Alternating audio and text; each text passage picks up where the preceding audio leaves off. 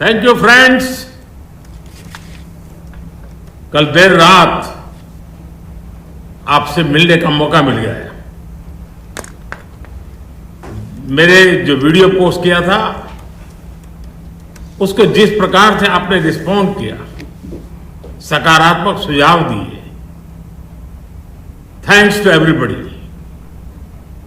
ये आपका प्यार बना रहेगा, हमारा नाता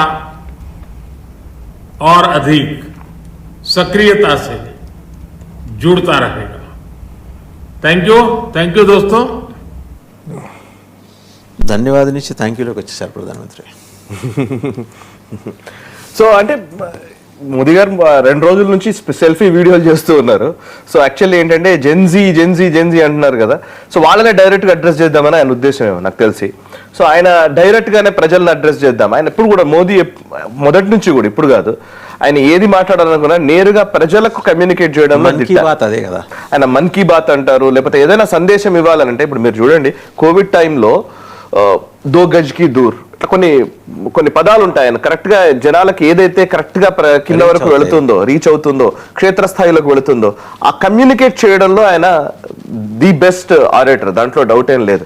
బట్ ఎస్, ఇప్పుడు ఏంటంటే సెల్ఫీ వీడియో ద్వారానే అందరూ ఇన్స్టాగ్రామ్ రీల్స్ అంటున్నారు కదా. అండ్ ఈవెన్ నరేంద్ర మోదీ ప్రభుత్వం ఆల్రెడీ కొంత మంత్రులకి వీళ్ళందరికీ కూడా చెప్పారట, కేబినెట్ లో కానీ వీటితో కానీ, మీరు ఇన్స్టాగ్రామ్ లో సెల్ఫీ వీడియోస్ చేయడం కానీ ఇవన్నీ చేయండి, మీరు రెగ్యులర్ గా ప్రజలకి ఇన్ఫర్మేషన్ ప్రభుత్వం ఏమనుకుంటుందో అది ఇచ్చే ప్రయత్నం చేస్తూ ఉండండి. లెట్స్ రీచ్ టు ద, నిజంగా చెప్పాలంటే యంగ్స్టర్స్ కి రీచ్ అవ్వాలని చెప్పేసి ఆయన ఆల్రెడీ ఆదేశాలు ఇచ్చారు అని ఒక సమాచారం కూడా ఉంది. సరే, ఇప్పుడు మనం మోదీ గారు మాట్లాడింది ఒకవైపు అయితే, అసలు బేసికల్లీ మీరు ఇందాక ఫస్ట్ ప్రస్తావించిన అంశం ఉంది సార్. వారం రోజులు అయిపోతుంది, ఇప్పుడు మళ్ళీ సోమవారానికి ఇప్పుడే నేను వింటున్నాను, ఇవాళ మళ్ళీ చర్చలు ఉన్నాయి. 12:30 ఏమో కేంద్ర మంత్రులకి సిజేపీ ప్రతినిధులకి మధ్య చర్చ ఉంది. సరే, సోనం వాంగ్చుక్ ఆమరణ నిరాహార దీక్ష విరమించిన తర్వాత ఆయన తిడుతూ ఉన్నారు, అది మనం మాట్లాడదాం తర్వాత. బట్ ఎస్, ప్రస్తుతం ఏం జరుగుతుందో చెప్దాం. ప్రస్తుతం ఏం జరుగుతుందంటే సిజేపీ ప్రతినిధులకి అండ్ కేంద్ర మంత్రులకి మధ్య చర్చలు జరుగుతున్నాయి. గత 2-3 రోజుల నుంచి పలు దఫాలుగా చర్చిస్తూనే ఉన్నారు. అనేక అంశాల మీద చర్చ జరుగుతుంది. అనేక అంశాలనే కంటే కూడా 3-4 విషయాలే. ఆ విషయాల్లో మేజర్ గా ప్రతిష్టంభన ఉంది ధర్మేంద్ర ప్రధాన్ రాజీనామాకు సంబంధించి. సో మీరు ఇందాక అన్నట్టుగా ఒక 4-5 అంశాలు ఉన్నాయి. 1, ధర్మేంద్ర ప్రధాన్ రాజీనామా. 2, నీట్ పై పార్లమెంట్ లో చర్చించాలి. 3, చనిపోయిన విద్యార్థులకు కాంపెన్సేషన్ ఇవ్వాలి. 4, విద్యార్థులపై కేసులు పెట్టకూడదు. ఇప్పటిదాకా ఎవరైతే విద్యార్థుల్ని గుర్తించి కేసులు పెడుతున్నారో విద్యార్థుల మీద కేసులు ఉండకూడదు, ఎఫ్ఐఆర్లు ఏవి నమోదు చేయకూడదు అనేది డిమాండ్. ఈ 4లో 3 అంగీకరించింది ప్రభుత్వం. ధర్మేంద్ర ప్రధాన్ రాజీనామా విషయంలో మాకు ఇంకొక 24 గంటలు టైం కావాలి అని చెప్పేసి కేంద్ర మంత్రులు చెప్పినట్టుగా వార్తా కథనాలు వస్తున్నాయి. సో ధర్మేంద్ర ప్రధాన్ రాజీనామా చేస్తారా చేయరా ఈ అంశం మీద ఇంకా క్వశ్చన్ మార్క్ ఉంది.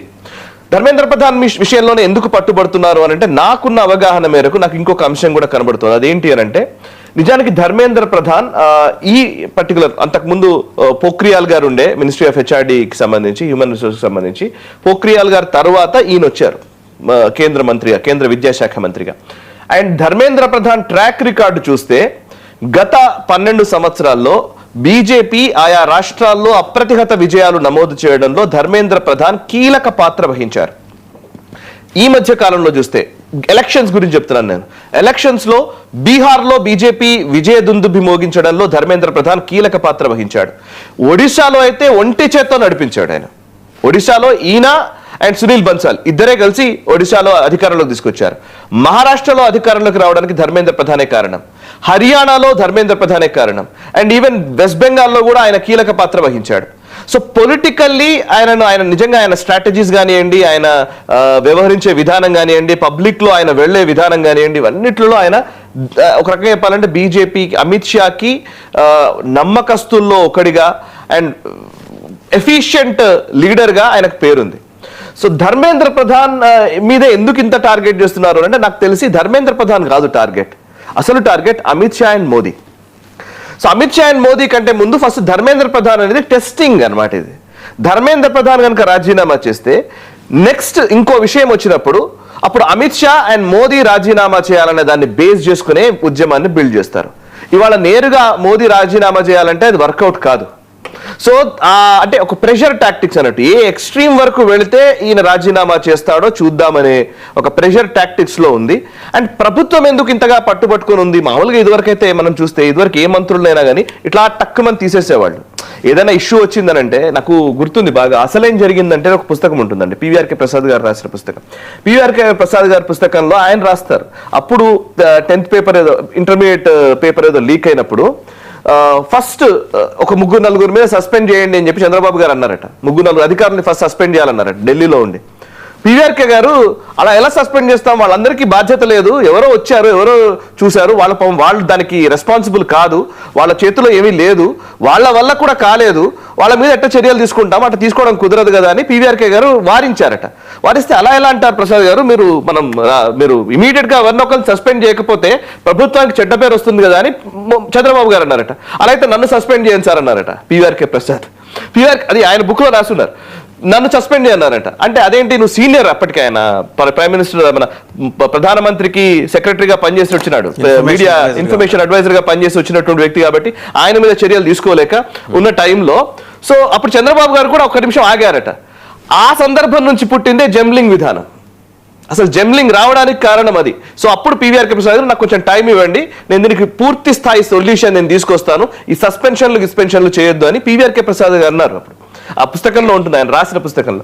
సో అంటే ఇప్పుడు నేను ఎందుకు ఈ పాయింట్ చెప్తున్నానంటే సస్పెన్షన్ల వల్ల రాజీనామాల వల్ల జరగదు, కానీ పొలిటికల్ గా చేతులు దులుపుకోవడానికి వాళ్ళకి మైలేజ్ దొరుకుతుంది. ఎగ్జాక్ట్లీ, పొలిటికల్ గా చేతులు దులుపుకోవాలంటే ఇమీడియట్లీ ప్రజలకు ఒక మెసేజ్ వెళ్ళాలి అనంటే అయితే రాజీనామాలు చేయించడము, సస్పెండ్ చేయించడము, అధికారుల మీద సస్పెండ్ చేయడము, లేదంటే రాజీనామాలు చేయడం చేస్తూ ఉంటారు.